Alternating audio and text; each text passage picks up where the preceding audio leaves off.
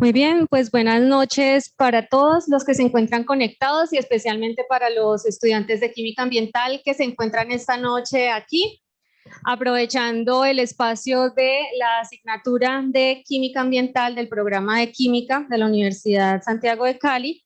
Pues hoy tenemos el gusto de tener como invitado a un experto en el área de química de la atmósfera, el doctor Giovanni Alberto Carabalí Sandoval, quien es investigador titular en el Instituto de Geofísica de la Universidad Nacional Autónoma de México.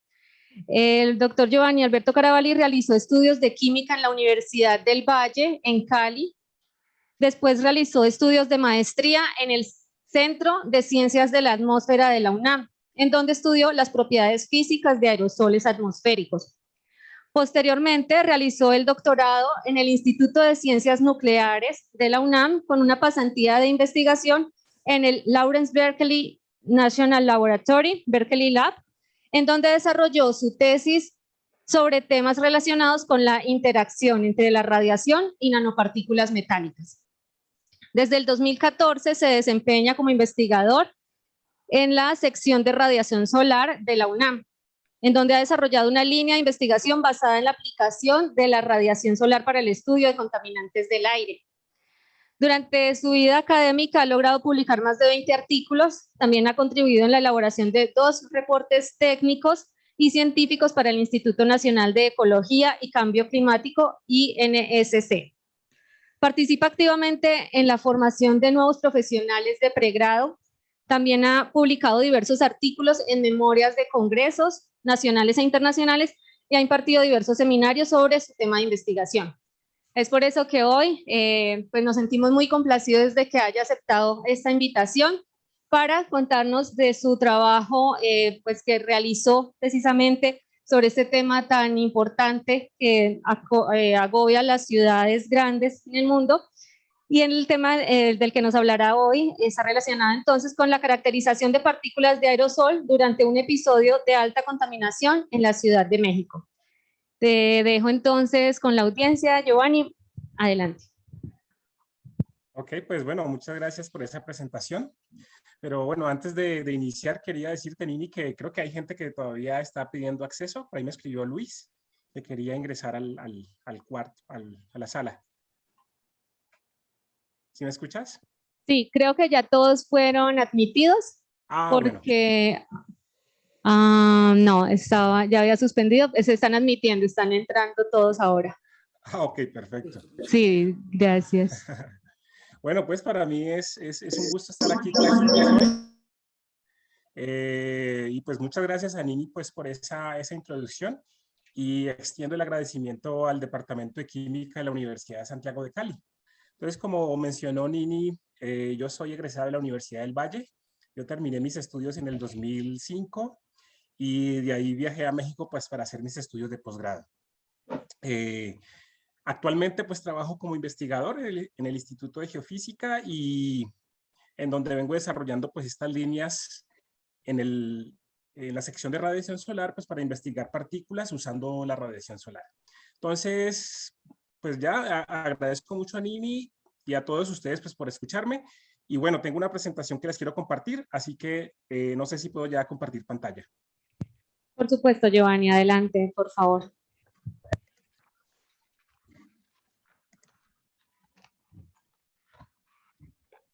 Dame un segundo. Si la puedes poner en pantalla grande. Ajá, ahí voy. Dame un segundo. Listo, ahí la estás viendo bien. Está un poco retrasada la señal. Ya, listo. Ok. Pues bueno, como lo mencionó Nini, el título de esta presentación es Caracterización de partículas de aerosol durante un episodio de alta contaminación en la Ciudad de México. Entonces, aquí en esta imagen, en esta diapositiva, muestro los símbolos de la UNAM. También este sol, que es característico de mi Instituto de Geofísica y principalmente representa a la sección donde trabajo. Entonces, para iniciar, mencionando lo anterior,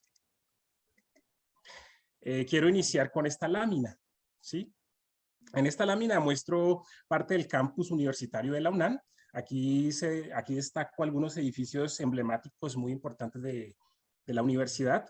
Entonces, para todos aquellos que quieran venir a México a conocer la UNAM y principalmente hacer estudios acá, pues son bienvenidos. La UNAM, con el CONACYT y otras instituciones, siempre ofrecen becas para aquellos estudiantes de licenciatura que quieran venir a hacer sus estudios de maestría o de doctorado. Entonces, aquí en estas láminas, lo que ven, por ejemplo, en esta parte, en la parte superior izquierda, ven un mural que está pintado sobre la fachada principal del edificio de la Facultad de Medicina. Ese es un mural pintado por David Siqueiros. Y como en todo el campus si lo recorren, van a ver diferentes imágenes. Por ejemplo, este es otro mural pintado en el edificio de rectoría. Y así, recorriendo el campus, van a ver diversos murales. Y esto hicieron que la UNAM el campus de la UNAM fuera declarado Patrimonio Cultural de la Humanidad por la UNESCO. Entonces, avanzando con esta exposición de murales, y bueno, tengo que decir que en los últimos 5 años, he desarrollado una pasión por los murales y principalmente pues por estar aquí en la UNAM. Entonces, solamente aquí les quiero mostrar que este es el principal edificio de la biblioteca de la UNAM. Este es un edificio muy bonito porque está todo recubierto por un mural pintado por el arquitecto Juan O'Gorman. Sí, si ustedes ven ahí esa fachada, ese edificio es un cubo, pero en esta parte van a ver que hay un sol y ese sol es el que representa la sección de radiación solar en donde trabajo. ¿Sí? Entonces, todos esos murales representan pues, la cultura no solamente maya y la cultura prehispánica en México, sino que también absorbe y muestra cosas de la cultura latinoamericana. Y para finalizar esta exposición de murales, quiero mostrarles este gran mural que me gusta muchísimo. Este mural se denomina Integración de América Latina y fue un mural pintado por Jorge Gómez Camarena por allá en 1960 y fue regalado, es una donación que hizo México a Chile en ocasión del terremoto que afectó a esa nación por aquella época. Si ustedes desean ver ese mural, está en la Universidad de Concepción de Chile y es un mural pues inmenso que tiene casi 300 metros cuadrados. Pues bueno, entonces vamos a iniciar ahorita sí con la presentación. Y quiero iniciar definiendo qué son los contaminantes. ¿Sí? En específico, quiero hablar sobre los contaminantes del aire. Entonces, un contaminante es cualquier sustancia, bien sea líquido o gas, que esté disuelto en la atmósfera en concentraciones tan altas que empiecen a afectar la salud de los humanos o inclusive la salud de otras especies. Aquí, como lo ven en esta diapositiva, pues muestro muy grande cuáles son los principales procesos que llevan a la contaminación atmosférica, y en este caso, pues son las industrias, ¿sí? En los últimos años, pues hemos visto que casi todos los países están tendiendo a hacer transformaciones energéticas para tratar de evitar el uso de biocarburantes. Aquí definimos un poco más qué son los contaminantes. Aquí los he dividido en dos. Tengo los gases que son atmosféricos y las partículas atmosféricas. Entre los gases contaminantes tenemos el monóxido de carbono y el dióxido de carbono, ambos que son emitidos pues, por los procesos industriales. Pero también tenemos el ozono, que el ozono es un gas que a nivel de la troposfera se origina por otros precursores orgánicos, ¿sí? Entonces es un gas secundario que se genera por interacción de la radiación con otros gases disueltos en la atmósfera. También tenemos el dióxido de azufre, que como lo veremos más tarde, este es emitido principalmente por los volcanes. Bueno, pero también tenemos partículas sólidas que contaminan la atmósfera. Una de las principales partículas que contaminan, y aquí lo he resaltado con rojo, es el hollín. El hollín, como lo ven en estas diapositivas acá, en estas imágenes que he colocado, se genera principalmente por la emisión o la combustión incompleta de combustibles fósiles, ¿sí? Pero también en la atmósfera podemos encontrar partículas metálicas, generalmente con tamaños muy pequeños y concentraciones también pues muy pequeñas. Y entre otros materiales inorgánicos. En la atmósfera, cuando uno mide los aerosoles en ciertas ciudades como la Ciudad de México, uno encuentra diversos materiales inorgánicos que están constituidos, por ejemplo, por el polvo, algunos metales trazas y entre otros pues materiales. Entonces, vamos a ver un poco más la definición de partículas atmosféricas, ¿sí? Entonces, aquí, en estas diapositivas, en esta parte, en este panel, muestro un poco el tamaño de estos contaminantes. Y aquí en rojo también he resaltado que el tamaño es un parámetro relevante para estudiar este tipo de contaminantes. Entonces, por lo general, las partículas más contaminantes están desde unas pocas micras hasta más o menos unas 10 micras, ¿sí? Entonces, aquí en este dibujo lo que muestro es una hebra de cabello, ¿sí? Y como ustedes pueden ver, pues una hebra de cabello, no sé si lo ven, notan allí, tiene un radio o un diámetro aproximado de 70 micras, ¿sí? Entonces, las partículas atmosféricas o el tamaño de los aerosoles son partículas que se pueden pegar con tamaños súper pequeños, más o menos de 1 micra o 2.5 micras. Aquí en este panel van a verle el logo o la sigla PM2.5.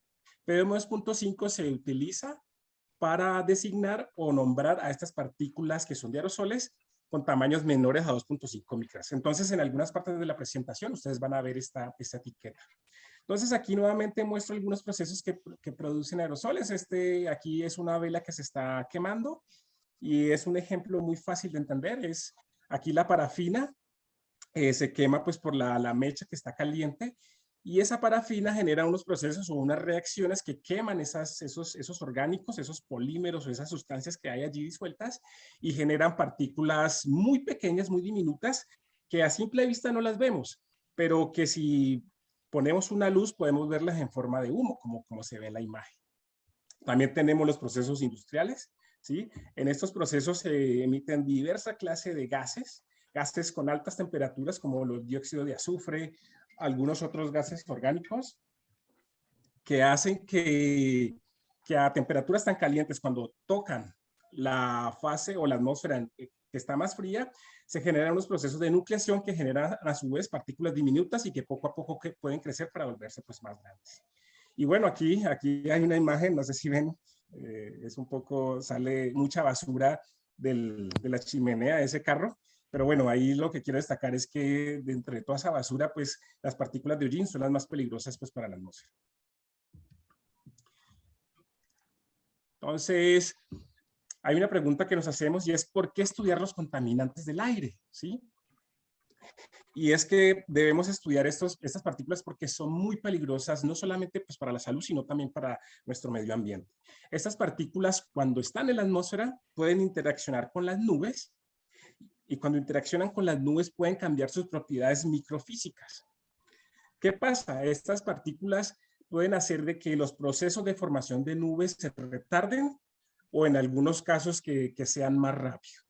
Pero lo interesante es que esas partículas con esos tamaños pueden subir hasta esas alturas y afectar un poco el ciclo hidrológico y que tiene que ver pues con la formación de nubes. Estas partículas, si las emitimos en altas concentraciones, y es lo que está pasando ahora con estas altas concentraciones de partículas y de gases, conducen al cambio climático. Y pues todos sabemos cuáles son los principales efectos del cambio climático, y el principal tiene que ver con los incrementos de la temperatura que repercuten en muchas cosas. Aquí pues traigo una imagen del derretimiento de témpanos de nieve, pero esos pequeños aumentos en la temperatura pueden afectar drásticamente la agricultura, la salud de los humanos, entre otras cosas. Y aquí traigo en la parte derecha, traigo esta imagen.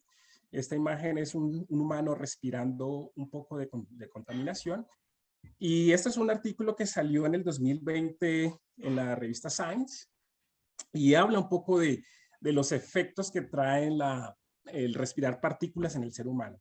Entonces, no solamente afectan los pulmones o las vías respiratorias, sino que estas partículas, por otros procesos de absorción y asuntos pues, complicados del metabolismo, pueden afectar las neuronas, inclusive pueden llegar se ha dicho que pueden llegar a generar ataques cerebrovasculares. Entonces, esta es la principal razón por la que estudiamos estos contaminantes, porque tienen esos efectos fuertes en la salud de las personas, pero también en nuestro planeta. Bueno, ahorita sí hablemos un poco de la Ciudad de México y tratemos de descifrar un poco el problema que hace que esta ciudad siempre tenga estos episodios de alta contaminación. ¿sí? Entonces, la Ciudad de México está ubicada en el centro del país y es una ciudad que se encuentra a más o menos 2.300 metros de altura sobre el nivel del mar. Entonces, como ven en esta imagen, la ciudad es una cuenca, es un valle rodeado por montañas muy altas, lo que lo hace en una cuenca. Entonces, cuando llegan vientos del exterior o toda la contaminación que se emite dentro del valle, es difícil de que salga. Entonces, esa contaminación queda por largos periodos de tiempo allí recirculando y eso, sumado a toda la radiación solar, con las diferentes emisiones, hacen de que los problemas o las concentraciones o la composición química de esos contaminantes atmosféricos sea muy compleja.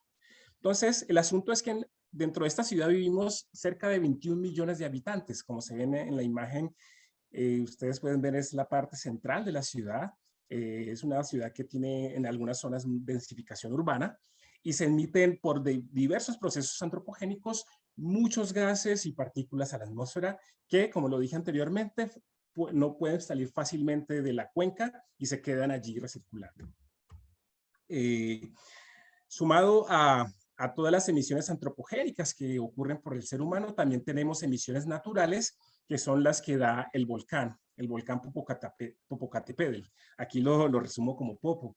Ese volcán emite continuamente concentraciones altas de dióxido de azufre, pero también de ceniza volcánica que en algunos periodos del mes o del año pueden llegar hasta la Ciudad de México.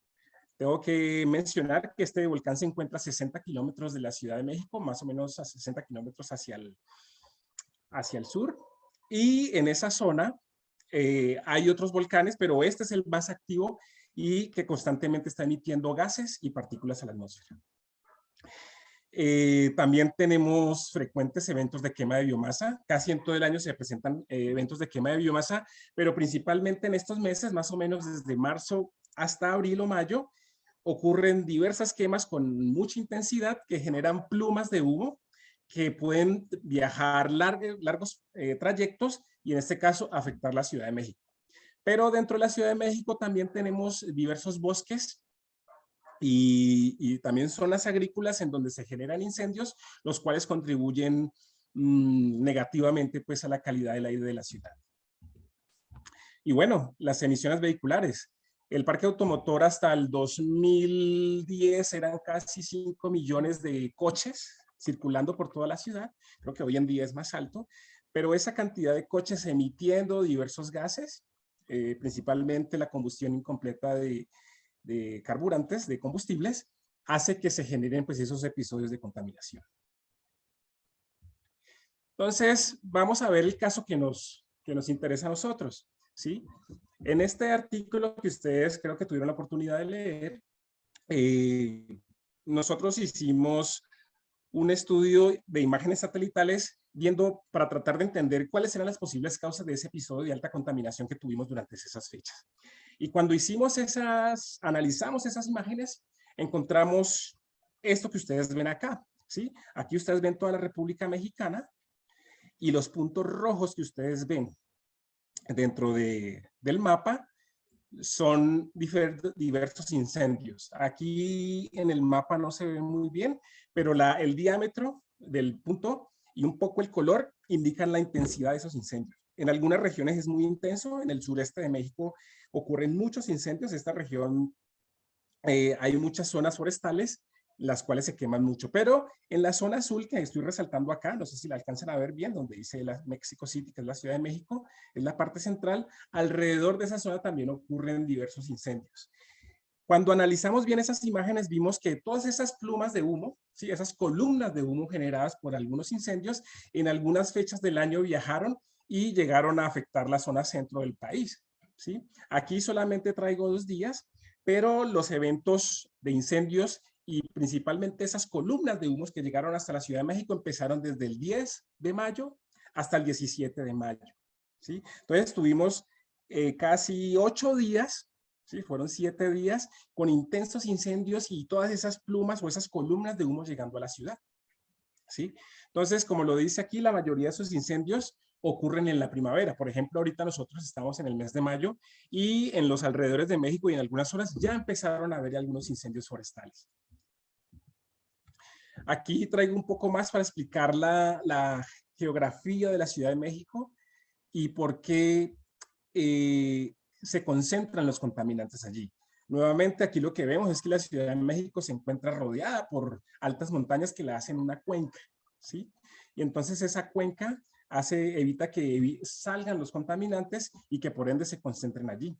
Entonces, durante estos días, del 10 al 17 de mayo, se produjeron niveles de partículas o de aerosoles atmosféricos, en este caso, pues, partículas PM2.5, con altos niveles que rebasaron los estándares establecidos por la norma ambiental mexicana, ¿sí? Entonces, como lo veremos a continuación, en esta imagen, ustedes pueden ver estas gráficas. Primero quiero mencionar que nosotros, para hacer este estudio, tomamos los datos de la red automática de monitoreo ambiental de la rama de la Ciudad de México, y aquí en este mapa solamente muestro 4 puntos o 4 estaciones de las que tomamos los datos, los cuales yo grafiqué acá.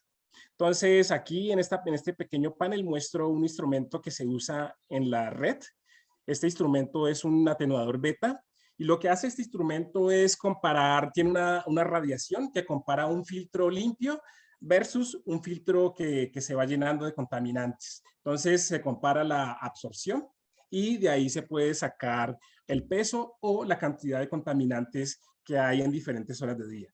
Lo interesante es que con este método se puede monitorear cómo es la concentración de partículas cada hora o cada minuto de la ciudad, de cada minuto del día. Entonces, nosotros aquí promediamos, en esta gráfica como la ven acá, nosotros promediamos todas las mediciones del mes de mayo, ¿sí? Entonces, la línea negra representa la estación CCA, que es la estación que tenemos en el campus universitario. La línea roja representa otra estación que está en el norte de la ciudad. La línea azul representa la Merced, que está más o menos en el norte, ya yéndose hacia el centro, y Tlalnepantla, que también está en el norte de la ciudad. ¿Por qué agarramos o por qué escogimos estas estaciones? Es porque para nosotros fueron representativas. Entonces, aquí lo que ven en la imagen, voy a resaltar esta parte, ven es un fuerte aumento en la concentración de partículas PM2.5, ¿sí? Como lo dice aquí en el enunciado, estas partículas aumentaron bruscamente desde 29 microgramos por metro cúbico hasta 65, ¿sí? Fue un aumento de más del doble. Entonces, lo que hay que tener, lo que nos interesó y lo que nos alertó es que la norma mexicana establece que la concentración promedio de 24 horas de partículas debe ser cerca de 41 microgramos por metro cúbico, ¿sí? Acá en estos días llegamos a 65, tremendamente rebasada esa norma.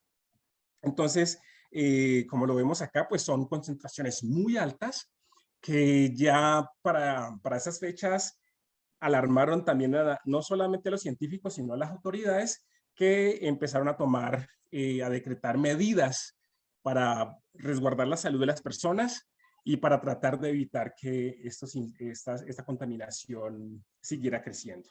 Entonces aquí traigo los recortes de 3 medios, algunos internacionales, en donde indica que el gobierno activa contingencia ambiental extraordinaria por las partículas suspendidas, ¿sí?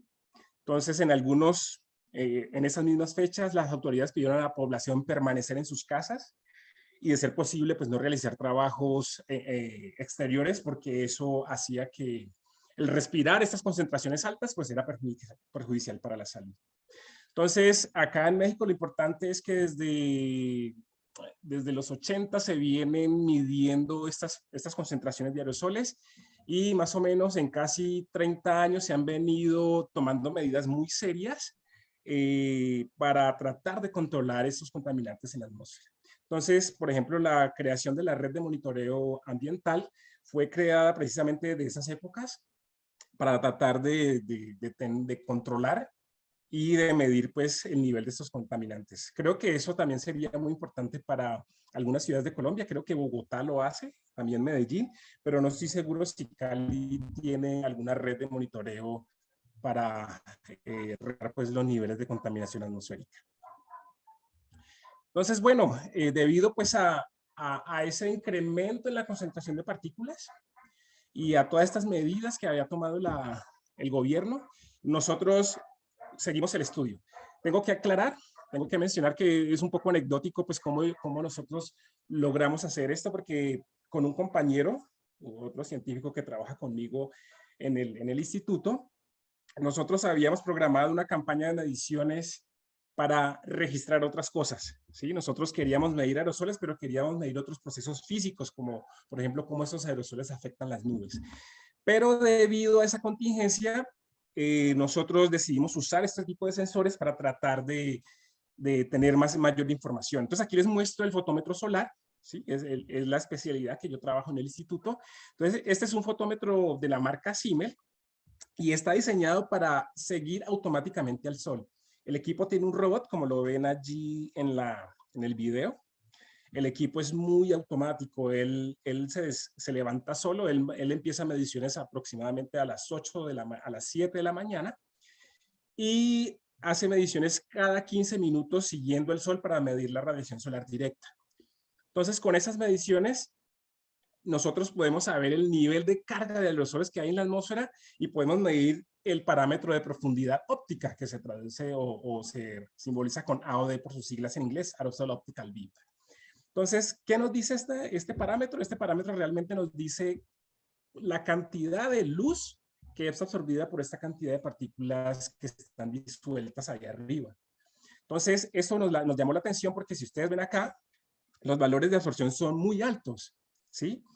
Para tener una idea, aquí, por ejemplo, tenemos valores de 1.4 y en México nosotros, aquí como lo ven, la línea gris, más o menos, si uno promedia las mediciones de este valor, como en un artículo que publiqué por allá en el 2016, promediamos todas las mediciones de la profundidad óptica durante 10 años y ese promedio nos da 0.4, ¿sí? En ocasiones muy altas ha llegado ese valor a 0.8, pero para este episodio de alta polución registramos valores mayores a 1.4. Entonces, para entender un poco esto, darle contexto, las ciudades chinas como Shanghái o Beijing, por lo general que tienen episodios de alta contaminación, más o menos andan por estos niveles, 1.4 en algunos llegados, ¿sí? Pero entonces a nosotros nos alarmó que estos valores fueran tan altos y por eso proseguimos el estudio. Entonces, en esta gráfica que les estoy mostrando acá, aquí tenemos los diferentes días del mes, ¿sí? Del día 1 hasta el día 30, y lo que vemos es que desde el día 10 hasta el 17 o 18 ocurrieron los eventos más altos de la profundidad óptica. En el panel inferior, lo que vemos principalmente dos figuras. Una roja, una con asteriscos rojos y la otra con puntos azules. Entonces la roja, que está como en mayores proporciones, nos está indicando de que todas esas partículas que afectaron la calidad del aire en la ciudad fueron principalmente finas. ¿Qué quiere decir finas? Que fueron partículas con diámetros aproximados de 0.1 micrómetros. Entonces, todavía más peligroso porque estas son las partículas que el ser humano respira y por ende pues se afecta directamente los pulmones y el sistema respiratorio. Entonces, conociendo esos valores de absorción, lo que discutimos un poco y después decidimos calcular un poco cuál es la visibilidad o cuáles fueron los efectos de la contaminación en la visibilidad. ¿Por qué la visibilidad? Pues porque este es un indicador también que nos sirve para aproximarnos a la calidad del aire, a cómo están esas concentraciones de partículas. Entonces, hay una ecuación muy simple que se usa para ello, que es la ecuación de Koch-Mader, como la ven acá, la ecuación 1, que es una constante por el coeficiente de extinción. ¿Sí? El coeficiente de extinción, como lo veremos en unas próximas diapositivas, también lo medimos con un instrumento, ¿sí? Pero esta ecuación, la 1, generalmente se usa para medir la extinción o la visibilidad en la horizontal, ¿sí? Es decir, un objeto que yo pueda ver con mis ojos a simple vista en la horizontal. Pero para nosotros era importante también investigar cuál era la carga de partículas en la vertical, ¿sí? ¿Sí? ¿Qué tanto estaban concentradas estas partículas? Entonces, para eso usamos una transformación física definida por Baumer, ¿sí? En su artículo publicado en el 2008. Y en esa ecuación, como lo ven en la ecuación 2, fue interesante porque nosotros tenemos los valores de profundidad óptica que nos da el sensor, ¿sí? Tenemos valores medidos cada minuto, pero también nosotros podíamos conocer la altura. Esta ZI se llama la altura de la capa de mezclado, pero para no entrar a discutir o a explicar mucho de esto, solamente voy a hablar que esta es una altura hasta donde pueden llegar los contaminantes, ¿sí? Los contaminantes en la Ciudad de México, más o menos en días no tan calientes, en días fríos, pueden alcanzar una altura de unos 1000 metros, pero cuando hay mucho calor, como lo está haciendo en estas épocas, pueden llegar a los 3000 metros o alturas superiores, ¿sí? Y eso es porque hay unos procesos convectivos que tienen que ver con la temperatura de la ciudad, pero también pues con esa carga de aerosoles. Entonces, cuando hicimos eso, nosotros pudimos graficar esta figura, y aquí lo que ven es que los valores, cuando comparamos días contaminados con días de baja contaminación. Entonces vemos que en los días de baja contaminación, más o menos esta franja o este grupo de triángulos verdes caen alrededor de los 60, 50, 60 kilómetros. Es decir, cuando no tenemos contaminantes en la ciudad, tenemos una visibilidad o podemos ver hasta un objeto que esté a 60 kilómetros. Más o menos ocurre, por ejemplo, cuando nosotros estamos acá en la ciudad y nos ponemos en una azotea, en algunas ocasiones podemos ver el volcán, ¿sí? Algunas veces se ven las exhalaciones del volcán, y eso es porque en la atmósfera, cuando la atmósfera está muy limpia, se puede ver tanto, o sea, el volcán está más o menos ubicado a 60 kilómetros. Pero en días contaminados, como lo que ocurrió durante ese episodio de alta polución, la visibilidad se redujo muchísimo. Pasamos desde 60 solamente hasta 10 kilómetros. Es decir, realmente no se podía ver mucho, había mucha bruma, y esto principalmente es importante para la aviación, como se muestra acá. Entonces, durante esos días, no estoy seguro, pero creo que se discutió por el gobierno tratar de cerrar el espacio aéreo, al menos por esos días o esas horas de contaminantes, porque la visibilidad estaba notablemente afectada. Entonces, aquí les traigo una tabla que resume esos efectos de la contaminación en la visibilidad. Como les comenté, en los días de alta contaminación, pues tuvimos esta carga alta de partículas, estos valores promedios de la AOD o de absorción. Esto es más o menos, en otras palabras, es lo que absorben las partículas. Y aquí tenemos los valores de la visibilidad. Creo que aquí, sí, entonces la visibilidad se reduce a 10, mientras que para días de baja contaminación podemos ver a largas distancias. Entonces aquí traigo no sé si ven en la parte inferior, estos dos paneles. Aquí muestro dos figuras que más o menos nos dan a entender qué es la visibilidad. Entonces, aquí en esta que dice 60 kilómetros, es todo lo que podemos ver en ese rango, ¿sí?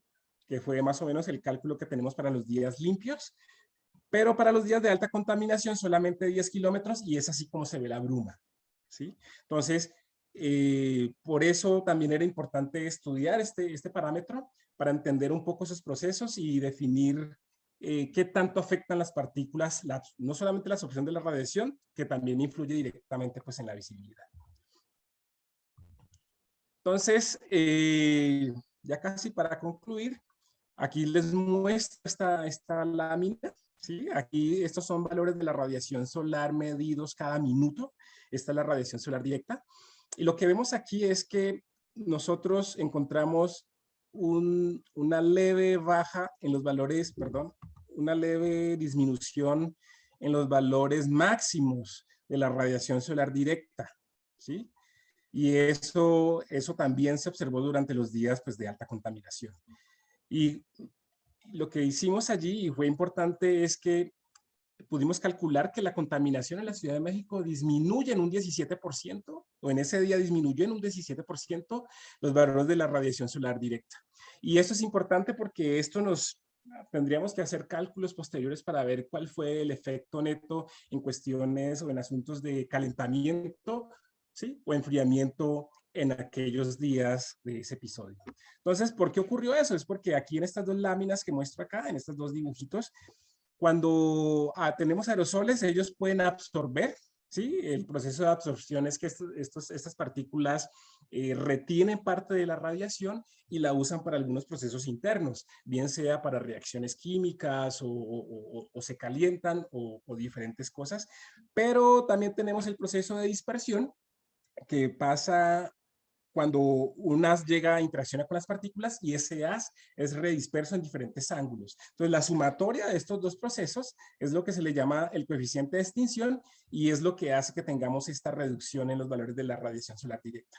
Entonces, para poder también concluir esto y medir este tipo de procesos, nosotros en el Observatorio de Radiación Solar del Instituto de Geofísica tenemos un seguidor solar con un pirheliómetro que nos permite medir la radiación solar directa durante todo el año. Sí, nosotros tenemos, creo que datos desde hace 15 años y con esto podemos más o menos ver la climatología de ese tipo de parámetros. Entonces, algo importante, y creo que para mí era lo más importante de este artículo o de este estudio, era caracterizar las partículas y saber qué tipo de aerosoles teníamos en la atmósfera, ¿sí? Porque primero tengo que decir que eran concentraciones muy altas. Segundo, que absorbían eficientemente la radiación, como lo vimos, porque han habido otros episodios en donde han habido concentraciones relativamente altas de partículas, pero los procesos de absorción no han sido tan importantes, ¿sí? Pero en este proceso, como lo hemos visto en las láminas anteriores, la absorción fue muy importante. Entonces, teníamos estábamos especulando en aquellas épocas y decíamos, bueno, tienen que ser partículas que absorban mucho la radiación, que la retengan, que retengan una parte importante de esas intensidades. Entonces, para poder indagar sobre eso, nosotros montamos este experimento, ¿sí? En este experimento usamos un impactador en cascada, se le conoce como Moody, porque él es capaz de clasificar las partículas de acuerdo a su tamaño. Entonces, este equipo es capaz de medir partículas con tamaños desde 10 micras hasta 0.18 micrones, ¿sí? Partículas muy pequeñas. Entonces, sacamos las etapas de este equipo, ¿sí? Estas son las diferentes etapas en donde se coleccionan los diferentes tamaños de partícula y sobre esas etapas colocamos rejillas de microscopía TEM, como lo ven acá. Acá, pues, no sé si alcanzan a ver ese pequeño puntico. Aquí yo le hago una ampliación, un zoom, y vemos que son rejillas que tienen un diámetro aproximado de 3 milímetros, pero curiosamente en ese diámetro de 3 milímetros casi tienen cerca de 200 otros rectángulos en donde se pueden coleccionar las partículas, como se ve acá. Entonces, después de hacer los muestreos usando este equipo, nosotros metimos estas rejillas en el microscopio de transmisión electrónico. En la UNAM tenemos un microscopio de alta resolución que nos permitió obtener estas imágenes. Entonces, aquí como ven, ¿sí? Son partículas redondas, ¿sí? Son partículas esféricas y su composición netamente está dominada por el carbono y el oxígeno, ¿sí? Nosotros pudimos ver la composición usando un espectrómetro EDS, que es un espectrómetro de energía dispersa de rayos X. Entonces, aunque ya había evidencia de este tipo de partículas por varios autores en años anteriores, para nosotros fue interesante verlas, ¿sí? Y a estas partículas se les denomina tarbal o bolas de alquitrán, ¿sí? Como lo dije, son partículas orgánicas primarias con formas esféricas que absorben, y aquí tengo que resaltar esto, absorben eficientemente la radiación. Y lo otro peligroso es que nosotros respiramos estas partículas. Si ven aquí en las imágenes, estas partículas tienen radios o tamaños en el orden de los nanómetros, ¿sí? Por ejemplo, esta mide alrededor de 400 o 500 nanómetros. Y hay unas más pequeñas. Entonces, con esta información, nosotros ya pudimos diseñar la siguiente parte del estudio. Entonces, aquí les muestro otras partículas atmosféricas muestreadas en la Ciudad de México. Una de las partículas también con mayor abundancia colectamos fueron este tipo de agregados a los que se le denomina hollín o en inglés soot. ¿En qué consisten estas partículas? Son pequeñas esferulas con diámetros nanométricos que se unen y forman agregados o cadenas más largas, ¿sí? Entonces, estas partículas son sumamente peligrosas porque no solamente absorben la radiación con alta eficiencia, sino que también pues, la respiramos. Tengo que también, como nota divulgatoria, decir que cada vez que, por ejemplo, fumamos un cigarrillo o hacemos una fogata, el tipo de partículas que salen son estas. Esta es la estructura del hollín. Entonces, cuando analizamos pues, la composición química de esas partículas, encontramos este tipo de espectros, ¿sí? Entonces, este espectro también está dominado por el carbono, es decir, son partículas orgánicas, pero en algunos casos tenían partículas o composiciones como azufre y potasio.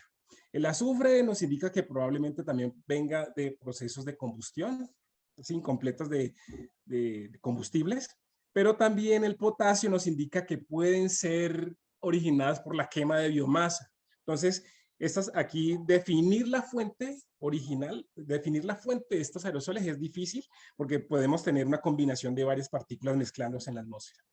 Entonces, lo que quiero resaltar en el panel de abajo, no sé si alcanzan a ver los 3 paneles de imágenes de partículas, es que no solamente tenemos grandes agregados de hollín, como lo ven allí, sino que tenemos esos agregados reteniendo o mezclados con esta star ball.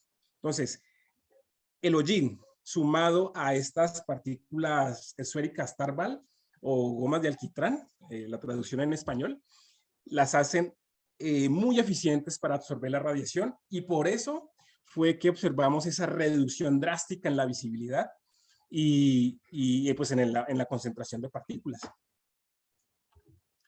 Entonces, nosotros teníamos en aquellos días, al ver pues cómo aumentó esa concentración de partículas y cómo eso afectaba no solamente la radiación solar, tratamos de indagar un poco más sobre el origen de ellas. Entonces, para aquellas épocas, como lo comenté inicialmente, nosotros programamos una campaña de muestreo en la región cerca al volcán, que está más o menos a 4.000 metros sobre el nivel del mar, pero ahí queríamos ver otros procesos totalmente diferentes. Y lo digo así muy brevemente, a más o menos a esas alturas, a 4.000 metros sobre el nivel del mar. No tenemos influencia de los contaminantes que se generan acá en la superficie, ¿sí? Que se generan más o menos a 1.000 metros. Entonces lo que queríamos ver era contaminantes o aerosoles transportados en la troposfera libre, ¿sí? Es decir, masas de aire que no son afectadas pues, por procesos en superficie. Pero curiosamente, esos días yo estuve acá arriba en el volcán y vimos masas de aire muy sucias, ¿sí? Las colectamos rápidamente y lo que veíamos en el microscopio eran masas llenas de hollín. Entonces, lo que concluíamos inicialmente era que estas partículas podían venir de transportes de larga distancia, pero no podíamos asegurarlo porque también teníamos incendios en los alrededores. Entonces, con este estudio morfológico, como lo vamos a ver posteriormente, nosotros quisimos tratar de definir cosas entre aerosoles frescos y aerosoles envejecidos. Es decir, un aerosol envejecido es aquel que quizás viene con un largo transporte, pero un aerosol fresco quizás fue emitido recientemente. Entonces, como lo ven acá traigo algunas imágenes. El volcán o la zona, el Observatorio Atmosférico Alzomoni, donde hacemos frecuentemente mediciones, está en el centro del territorio mexicano, ¿sí? Está ubicado en la mitad entre 2 volcanes. Uno es el Popocatépetl, que es un volcán activo, y el otro volcán es el Iztaccíhuatl, que ya es un volcán inactivo.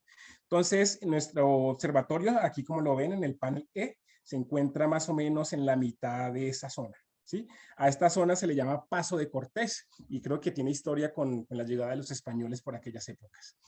Lo interesante y lo importante que favorece este estudio es que nosotros tenemos un observatorio, como lo ven acá, es un espacio en donde contamos con diferentes espectrómetros que miden gases. También tenemos otro tipo de instrumentos que miden el carbono negro y una serie de instrumentos que nos permiten hacer otro tipo de conclusiones.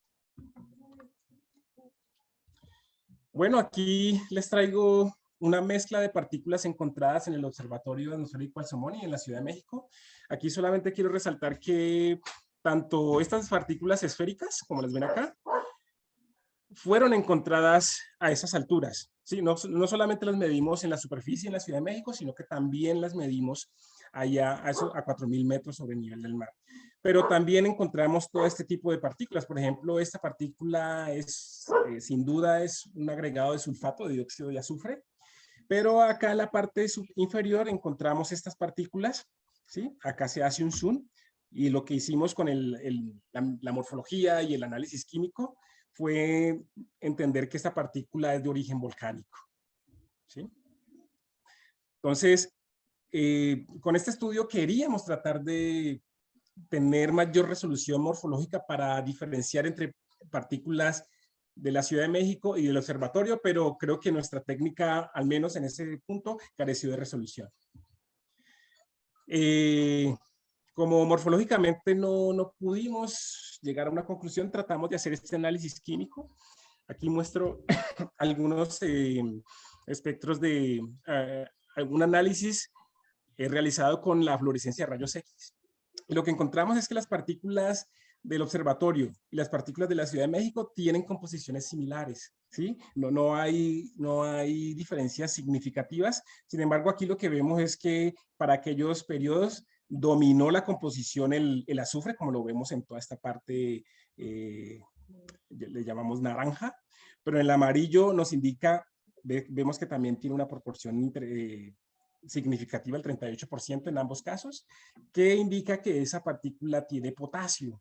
Entonces, esos dos componentes nos están diciendo de que es probable que la mayor cantidad de aerosoles que afectaron la atmósfera en la parte central de México venían de la quema de biomasa. Bueno, ya para terminar, quiero dar algunas conclusiones, ¿sí? Entonces, aquí nosotros pues evidenciamos que las concentraciones altas de partículas atmosféricas pues redujeron la visibilidad en la ciudad, ¿sí? Ese análisis de microscopía TEM nos mostró que las partículas que predominaban eran partículas orgánicas, principalmente compuestas por las gomas de alquitrán y el hollín. Nuestros resultados indican que esa concentración de partículas orgánicas redujeron notablemente la radiación, lo cual conllevó a esos bajos valores de visibilidad. Y es que esas Tarbal y ese hollín son pues partículas que pueden absorber la radiación y por ende pues generan este tipo de efectos. Y claro, esta conclusión fue muy importante. Llegamos a... pudimos concluir que los aerosoles que afectaron la parte central de México principalmente vienen de la quema de biomasa. Aunque también hay aerosoles antropogénicos generados pues, por las actividades humanas, esa masa o esa carga de aerosoles generados por esas quemas afectó notablemente pues, la calidad de aire de la ciudad. No observamos diferencias significativas entre la composición de las partículas en ambos sitios, a 4.000 metros y en la Ciudad de México. Lo que nos indica es que la quema de biomasa afectó igualmente, pues, no solamente la parte central de México, sino otras ciudades ubicadas en los alrededores. Y finalmente, pues ya para finalizar esta presentación, quiero dar gracias a mi grupo de trabajo. Especial agradecimiento al doctor Ladino, quien fue el que puso la lana para hacer este proyecto, ¿sí? Fue el director un poco de estas mediciones. Al doctor Riveros, quien nos ayudó en los cálculos para predecir un poco o obtener los bajones de la radiación solar directa. A la doctora Raga, quien nos ayudó mucho en la edición del artículo. Al licenciado Héctor Esteves, quien nos colaboró mucho en las mediciones fotométricas realizadas con el CIMEL, el radiómetro solar. Quiero agradecer a los estudiantes José Villanueva, que se tituló recientemente conmigo, a la química Montserrat Silva, quien actualmente está haciendo su maestría en el grupo de Luis, y finalmente pues al CONACYT, que es el que da la lana o todo el dinero pues para poder hacer estos proyectos grandes, a la de GAPA, quien me dio un proyecto PAPIT con el cual compré algunos instrumentos, y al Instituto de Geofísica, quien también nos colabora con logística y algunas instalaciones o vehículos para poder ir y llevar materiales a las zonas de muestreo. Y pues muchas gracias. Estoy pues abierto a las preguntas, si tienen alguna por allí, alguna pregunta que hacer. Muchísimas gracias, Giovanni. Pues te agradecemos por esta presentación completa de tu trabajo, también el trabajo de los otros investigadores que participaron. Y sí, por aquí tenemos algunas preguntitas, entonces, pues primero que todo, darte las gracias por la dedicación a esta hora, en este momento en que te estés conectando desde allí. Todavía por allí No, creo gracias. que está claro, por acá ya está bastante oscura la noche. No, acá Entonces, todavía hay bastante sol todavía. bastante luz, Gracias. sí. Entonces vamos a pasar a las preguntas y pues agradecida por esta presentación que nos has dado.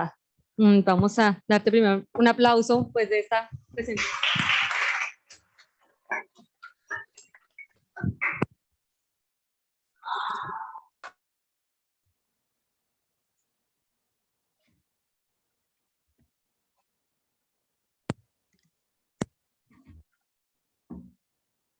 Va a preguntar primero Juan David.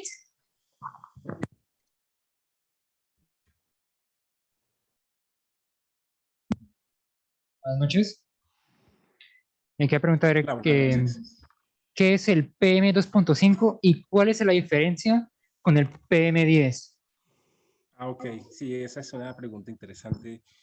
Y para explicarte un poco eso, vamos a ir al inicio de de la presentación. Lo tengo por aquí, mira, aquí presentaba esto. Sí, PM2.5, esa sigla viene del inglés particulate matter, ¿sí?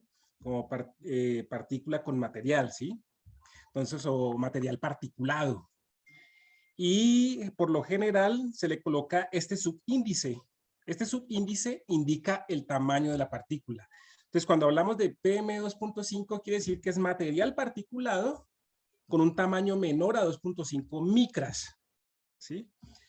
Pero cuando hablamos de PM10, ¿sí?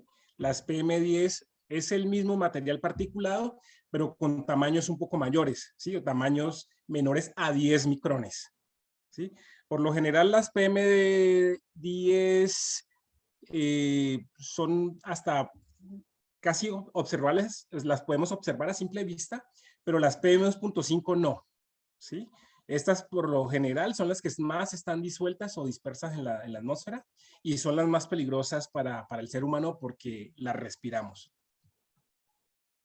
Muchas gracias, Giovanni. Va a hacer otra pregunta, Juan David. Esta ya es, por así decir, por curiosidad. ¿Los PM tienen alguna relación con los CFC? Con los clorofluorocarbonados. Sí. No, pues los clorofluorocarbonados son gases que se emitían con altas concentraciones por allá en los años 60, ¿sí? Y estos fluorocarbonados son gases realmente, no son partículas, ¿sí? Entonces, no sé si buscas una relación directa entre los PMs y estos gases, pero por lo general ellos no se correlacionan directamente. Como son gases muy estables, estos gases, y son inertes, estos gases podían o pueden todavía, algunas industrias y algunos productos químicos están conformados por estos gases. Ellos pueden subir a regiones altas en la atmósfera. Más o menos pueden llegar estamos hablando a la estratosfera, en donde se encuentra el ozono. Entonces, para que veamos más o menos, hacernos una idea del clorofluorocarbonado, es un átomo de carbono, ¿sí? Que los 4 enlaces los está compartiendo con cloros y flúor, ¿sí? Entonces, ustedes podrían en su mente hacer un arreglo ahí geométrico de esta molécula de tal forma que los momentos dipolares queden vencidos, 2 cloros y 2 flúor, ¿no? En algunos casos quedan los momentos dipolares como ceros, pero hay clorofluorocarbonados que tienen momentos dipolares netos, dependiendo de ese arreglo que tú coloques ahí. Entonces, estas partículas son muy estables, ¿sí? Termodinámicamente son muy estables, y cuando son emitidas a la atmósfera, ellas pueden subir a esas altas regiones, estamos hablando a alturas mayores a los 4.000 metros, ¿sí? En las regiones donde se encuentra el ozono. Y estas partículas, perdón, estos gases son los que conllevaban a la destrucción del ozono. ¿Y por qué conllevaban a esta, o cómo ocurrían estas reacciones que reducían el ozono? Es porque a esas alturas la radiación solar es muy intensa, ¿sí? La radiación solar que nosotros percibimos acá en la superficie, por lo general es baja, o sea, la podemos soportar, y es porque llegan energías o longitudes de onda que las podemos estar, o que están en la energía del visible. Pero a esas alturas, más o menos a 4.000 metros, son ondas o rayos solares que tienen energía más o menos en el ultravioleta. Y el ultravioleta es capaz de romper esos enlaces que tiene el carbono y el halógeno. Entonces, al romper el enlace entre carbono y halógeno, se generan unos radicales que inmediatamente reaccionan con el ozono y lo van destruyendo. Entonces, desde que se midió esto, por allá más o menos en los años 70, en California, y hubo un científico mexicano que participó en esas mediciones, que fue el doctor Mario Molina, quien se ganó el premio Nobel, está dentro del grupo que se ganó el premio Nobel, por encontrar precisamente esto, encontrar que la reducción o ese hueco de ozono que estaba ocurriendo en aquellas épocas se debía a los clorofluorocarbonados, y precisamente ocurría por ese rompimiento del enlace que ocurría por la radiación solar. Pero sí, este es un gas, y no podemos ahorita pues hacer una relación directa pues con los PM2.5, porque en fase gaseosa es difícil medir pues hablar de partículas y dar un tamaño de ella. Giovanni, muchísimas gracias por tu respuesta tan amplia sobre el asunto. Tengo por aquí otra pregunta por parte de José Luis Recalde, otro de nuestros estudiantes. Buenas noches. Bueno, mi pregunta es, ¿cuál es la diferencia entre la visibilidad regional y la irradiación horizontal global? Esos dos parámetros. Okay. La visibilidad regional, ¿me repites? La visibilidad regional y la irradiación horizontal global. Ok. Sí, cuando hablamos de visibilidad, estamos hablando, es un parámetro que nos dice qué tanto podemos ver un cuerpo a cierta distancia, o la capacidad que tenemos de ver un elemento o un objeto a cierta distancia. Entonces, esa sería la visibilidad. Pero cuando hablas de la vertical, ¿sí? O no, en este estudio lo que hicimos fue tratar de no solamente calcular esa visibilidad en la vertical, perdón, en la horizontal, sino también en la vertical.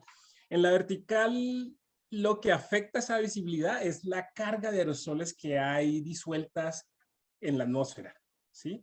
Acá, por ejemplo, hubiese sido interesante medir cómo varía la concentración de aerosoles a diferentes alturas, ¿sí? A medida que subimos en la atmósfera, aunque eso es muy difícil hacerlo. Pero con las mediciones que nosotros presentamos aquí, nosotros podemos obtener la carga total de aerosoles en cierta altura y poder decir y calcular qué tanto esa carga afecta la radiación solar que llega a nuestros sensores, y poder calcular esa afectación o esa reducción en la visibilidad. Hay instituciones o hay artículos en donde se han calculado visibilidades regionales, pero esto ya, para hablar de una visibilidad regional, obviamente tienes que tener una red y poder hacer cálculos o tener mediciones en diferentes puntos y hablar de cuánto se extiende esa bruma o esa carga de aerosoles que afecta en cierta región en determinado espacio, ¿sí? Pero aquí en nuestro estudio lo que tenemos es que teníamos una alta carga de partículas, más o menos dispersa en 3.000 metros de altura, ¿sí? Y con la estación de monitoreo demostramos de que estos aerosoles están dispersos, pues estuvieron dispersos en toda la cuenca. Entonces, logramos ver que la visibilidad en la vertical se redujo muchísimo, y esto por aquellas épocas afectó un poco las operaciones aeronáuticas, y creo que, yo no estoy seguro, tendría que leerlo, pero se estaba planeando cerrar quizás el espacio aéreo en algunos días que hubo alta contaminación. Bien, muchas gracias, Giovanni. Una segunda pregunta también de José Luis. Bueno, la otra pregunta Claro. es, pues el artículo se centra en lo que es en la Ciudad de México, pero ¿qué tanto podemos ver, bueno, qué tanto podemos decir que estos aerosoles que estaban concentrados en la ciudad pudieron afectar otras partes del mundo o se pudieron concentrar en otras partes? O solo digamos que cuando se dio la disminución de estos aerosoles, solo fue porque se concentraron en alturas pues muy elevadas, o eso también por el flujo del viento dirección a otros países afectándolos. Ya. Bueno, esa pregunta es interesante y tiene pues varios matices aquí que podemos discutir.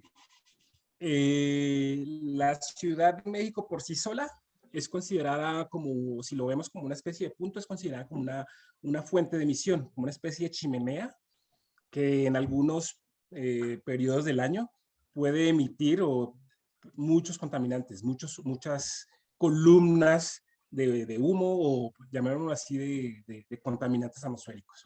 Lo que se ha encontrado es que algunas emisiones de la ciudad en algunos periodos, y principalmente si buscas artículos del 2006 en una mega campaña que se hizo acá, la campaña Milagro, se encuentra de que gran parte de los contaminantes emitidos en la Ciudad de México, más o menos en mayo o en la primavera, pueden viajar al norte, ¿sí? Hacia el norte de la República. Y claro, no solamente afectan a ciudades mexicanas ubicadas en el norte, sino que hay evidencia, hay algunos reportes de afectaciones en ciudades fronterizas norteamericanas, Texas, McAllen, algunas otras por allí. Pero bueno, lo que decías es que ahí te explicaba un poco cómo México funciona como una chimenea y podría generar esos procesos de contaminación hacia otras ciudades.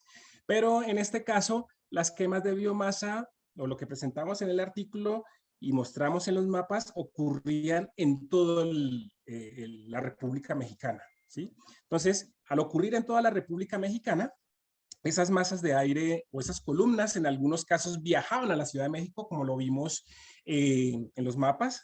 Tengo acá los mapas, en estos mapas, ¿sí? En aquellas épocas, todos estos puntos rojos indican incendios. Y estos incendios no solamente afectaban a la Ciudad de México, sino que afectaban a otras ciudades, inclusive a ciudades fronterizas. Pero en nuestro estudio se enfocó en los días del 10 de mayo al 17 de mayo, porque en esos días, aquí no se ve muy bien, pero las masas o esas columnas de humo afectaron o fueron conducidas por los vientos hacia el centro del país, afectando a la Ciudad de México. Lo que pasa es que las columnas de viento, las columnas de aire o las masas de aire pueden cambiar de dirección en diferentes horas del día o diferentes periodos del año. Pero para esos 15 días que nosotros estudiamos, esas masas de aire fueron conducidas hasta el centro del país y afectaron específicamente a la Ciudad de México. Ok, Giovanni, muchas gracias. Mientras preparamos la siguiente pregunta, ya para no abusar más de tu tiempo, yo tengo una curiosidad. Es acerca de cuando hablaste de los aerosoles envejecidos y los aerosoles jóvenes, ¿cómo hacen para hacer esta diferenciación? ¿Cómo es que funciona? Hola. ¿Con la pregunta? Es que no. Ah, ya. ¿Sí me escuchas bien? Ahorita sí. Ok, cuando mencionaste que tenían los casos de aerosoles envejecidos y aerosoles jóvenes, sí me da curiosidad de cómo logran hacer esa diferenciación al momento de caracterizar. Ah, ok, sí, esa es una pregunta muy interesante. Bueno, nosotros acá te voy a mostrar algunas imágenes. Déjame. Creo que la pantalla se quedó solo en la diapositiva de incendios forestales. ¿Sí? Ya se está moviendo. Ah, ok. Bueno, mira, entonces, pues tenemos aquí te muestro este tipo de partículas, ¿sí? Y aquí este es un análisis de una partícula individual, ¿sí? Y esta partícula, por lo que está sola y debido a su composición, aquí veo compuesta principalmente de carbono y oxígeno, decimos o podemos decir que esta partícula es joven, es fresca, ¿sí? Es una partícula de un aerosol recién emitido, una partícula primaria, ¿sí? Pero cuando vemos las partículas acá, que son más o menos esas mismas partículas, sino que aquí el microscopio no se acerca tanto, ¿sí? Aquí esta es una partícula tomada en una alta magnificación, ¿sí? Y en esta resolución o en esta escala podemos ver una partícula individual, ¿sí? Esférica, que se conoce como bola de Beltrán. Pero esas mismas partículas las vimos incrustadas a su vez en otras partículas de hollín, ¿sí? Entonces acá las partículas del panel inferior, por su morfología y todo lo que vemos ahí, concluir de que es una partícula envejecida. Es decir, primero se emite el hollín como está acá. Este hollín, por ejemplo, que ves acá arriba, es una partícula fresca, es una partícula que no, podemos decir que no tiene mucho tiempo en la atmósfera, pero cuando ya lleva varios minutos u horas disuelta, dispersa en la atmósfera, ella puede interaccionar con otras partículas como las bolas de alquitrán, y no solamente las bolas de alquitrán, en algunas partículas vimos otras composiciones como azufre, calcio, otras composiciones que nos indican de que esa partícula ya está un poco envejecida, ¿sí? Entonces, estas dos partes nos ayudan para diferenciar un poco eso. Esta partícula de arriba es una partícula de hollín fresca, recién emitida, y las del panel inferior son partículas envejecidas que se notan por las incrustaciones de las partículas o las gomas de alquitrán. Entiendo. Muchas gracias por explicarme, muy amable. Vamos a pasar a una pregunta de María de Los Ángeles, de Leslie, y vamos a cerrar entonces con esta pregunta. Sí, Giovanni, para no usar más de tu tiempo.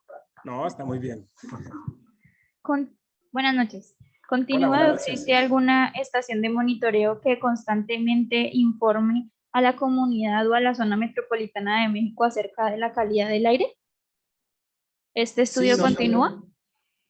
Ok, sí, es una pregunta interesante. Nosotros, sí, en la Ciudad de México hay una red de monitoreo muy completa.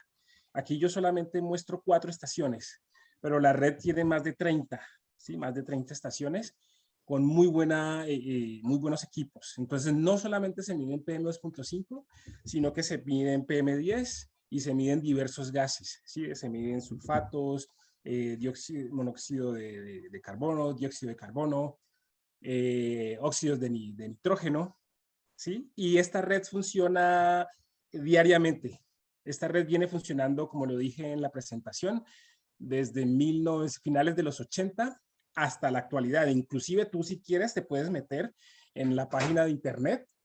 Ellos tienen una página de internet, un portal, en donde tú puedes descargar los datos de ciertas mediciones. Creo que ellos publican los datos, no sé con qué tiempo lo actualizan, pero tú puedes ver mediciones creo que ahorita podrías ver mediciones de la semana pasada, pero se va actualizando esos datos. Y esa red está activa, o sea, por ejemplo, nosotros la semana pasada tuvimos eventos de alta contaminación y el gobierno de la ciudad tomó la medida de restringir el paso o la circulación de ciertos vehículos. Y estas decisiones se toman por la información que da la red. Entonces, la red está midiendo las contaminantes, todos los contaminantes en tiempo real. Pero las cargas que tienen que estar datos de, no sé si de hace 5 días. Disculpa, Pero, creo que sí, puedes te escucho. apagar mientras tanto tu cámara. Creo que estamos teniendo problemas de conexión de tu recepción. Eso, para Ah, que, ok. a ver si te escuchamos mejor. Gracias. Ok, ¿me escuchan?